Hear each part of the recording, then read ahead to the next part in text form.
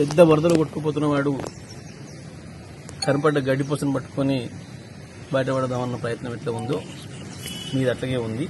చేసిన తప్పు నుంచి బయటపడటానికని చెప్పి మీరు చేసిన వాదన బలహీనంగా ఉంది. ఎట్టి పరిస్థితులలో కూడా మీ ఎన్నిక రద్దు కావడం ఖాయం. అయితే స్పీకర్ చేస్తారా లేదా కోర్టు ద్వారా జరుగుద్దా? తప్పకుండా మీ ఎన్నిక రద్దు అవుతుంది. ఉప ఎన్నికలు వస్తాయి. అందులో ప్రజలు మీకు సరైన బుద్ధి చెప్తారు. మీ రాజకీయ జీవితానికి శాశ్వతమైన సమాధి కూడా కడతారు. అందులో సందేహం ఏం లేదు. ఎట్టి పరిస్థితుల్లో కూడా మీరు చేసిన తప్పు దొరికిపోయిన ప్రజల ముందట ఇంకా మేము దాచుకుందామనే ప్రయత్నం చేస్తే ఇంకా అబాస్ పాలవుతారు తప్ప ఇంకొకటి ఏం లేదు. రేవంత్ రెడ్డి కాపాడే ప్రయత్నం రేవంత్ రెడ్డి కాపాడుతాడని మీరు అనుకుంటున్నారు. రేవంత్ రెడ్డితో కాదు, ఎవరితో కూడా కాదు. చట్టం ఆ రకంగా ఉంది. సుప్రీంకోర్టు ఇప్పటికీ ఆదేశాలు ఇచ్చి ఉంది.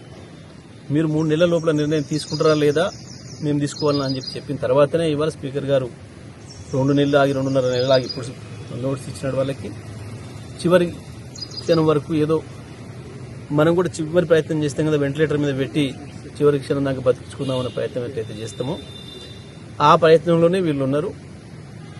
ఇప్పుడు ఆ వెంటిలేటర్ కూడా పోతుంది. మీ సభ్యత్వాలు రద్దు అవుతాయన్న సందేహం లేదు. ఎవరు కూడా కాపాడలేరు.